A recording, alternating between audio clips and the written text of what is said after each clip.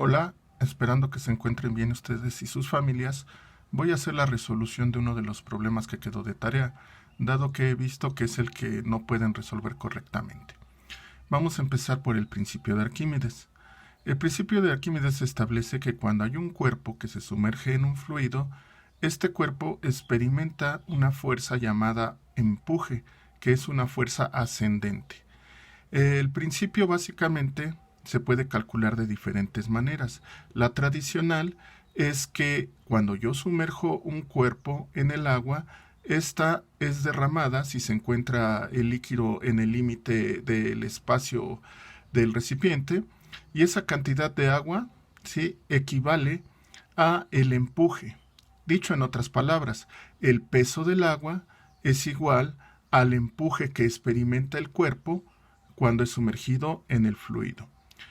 Una vez que sabemos eso, si nosotros vemos y hacemos un diagrama de cuerpo libre, dado que estamos hablando de fuerzas, tenemos al empuje hacia arriba y al peso hacia abajo.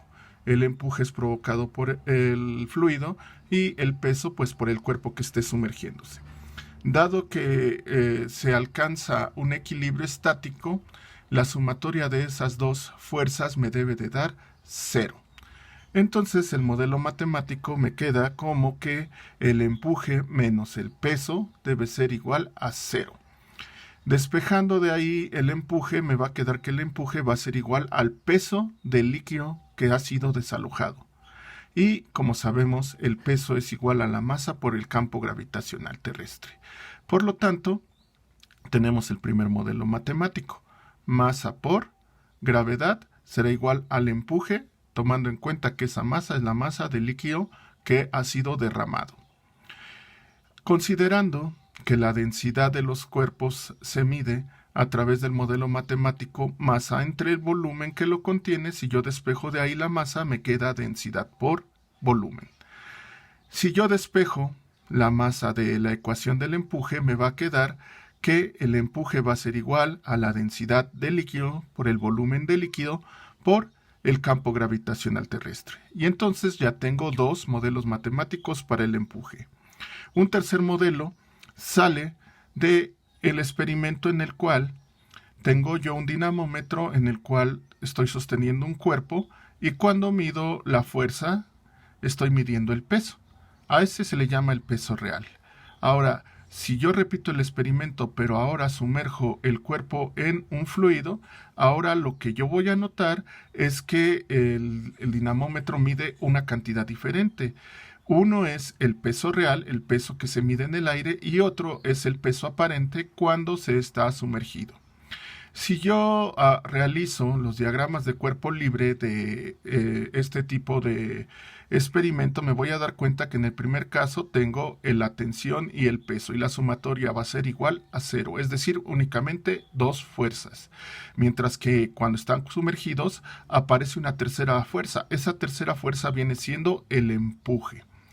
Y dado que la tensión en este caso es diferente al primer experimento, dado que ahora aparece una tercera fuerza, tengo que la tensión es igual al peso aparente. A eso es a lo que se le denomina. Y si yo hago mi sumatoria de fuerzas, todas sumadas me deben de dar 0. Unas van hacia arriba, otras van hacia abajo, no olvidando que son vectores. Ahora, si nosotros despejamos el empuje de ahí, vamos a tener que finalmente voy a tener el peso real menos el peso aparente. Eso significa que la diferencia entre estos dos pesos es el empuje. Y ese es el tercer modelo matemático para calcular el empuje. Ahora, vamos al problema para darle paso a la resolución. El problema dice, una pieza metálica irregular tiene una masa de 10 gramos y una masa aparente de 8 gramos. Dice, cuando está sumergida en el agua, encuentres el volumen y la densidad pues de la pieza metálica. Primer punto que entendí del problema, bueno, que a partir de la masa real y la masa aparente se debe de determinar tanto el volumen como la densidad del metal. ¿Sí? Entonces, vamos a los datos. Los datos pues me dan la masa aparente, la masa real, y dado que me los dan en gramos, los transformo a kilogramos, ¿sí?, dando el factor correspondiente. Luego se calcula el peso. peso real se calcula otra vez con la masa real por el campo gravitacional, y luego el peso aparente, uso la masa aparente por el campo gravitacional y obtengo sus valores. Una vez que sé eso, me voy a los modelos matemáticos. El diagrama de cuerpo libre, pues sí, en este caso sí lleva, y son exactamente los de los experimentos que se acaban de mencionar arriba. Los modelos matemáticos, como ya se mencionaron, bueno, ocupamos el del empuje es igual al peso real menos el peso aparente, porque bueno, esos son los datos que nos están dando. Una vez que sabemos eso, bueno, hacemos la diferencia y obtenemos el empuje. Una vez que ya tenemos el valor del empuje, vamos a la siguiente ecuación del empuje, que nos relaciona densidad por volumen por campo gravitacional. Y de ahí vamos a despejar el volumen. ¿De acuerdo? Porque pues el volumen del líquido que desaloja va a ser igual al volumen del cuerpo que esté sumergido. Esta es una forma de conocer el volumen de un cuerpo que yo desconozca. Bien, entonces despejando el volumen nos queda el empuje entre la densidad del líquido por el campo gravitacional. Por lo tanto, el volumen se podrá calcular despejando del modelo matemático y dando los datos correspondientes. En consecuencia, y una vez hecho toda la labor matemática, voy a tener como resultado que el volumen del líquido es de 2 por 10 a la menos 6 metros cúbicos, considerando que es agua lo que tenemos y por lo tanto la densidad del agua es 1000 kilogramos por metro cúbico. Una vez que sabemos eso, vamos ahora a la siguiente parte. El volumen del líquido es igual al volumen de la pieza de metal. Por lo tanto, ese volumen mencionado pues, es el volumen de la pieza de metal que ha sido sumergida. Una vez que sabemos eso, nos vamos a la densidad del metal. Sabemos que la densidad es la relación entre la masa y el volumen, y estamos hablando de la masa real. Por lo tanto, la masa real vale 0.01 kilogramos y el volumen del metal es el que acabamos de calcular, 2 por 10 a la menos 6. Al hacer esta relación, nos da como resultado 5000 kilogramos sobre metro cúbico, que sería la densidad del metal. Se hace el análisis de unidades correspondientes para corroborar que nos den los metros cúbicos y finalmente la interpretación física es que el metal del problema finalmente se sabe que tiene una densidad de 5000 kilogramos por metro cúbico y un volumen de 2 por 10 a la menos 6 metros cúbicos.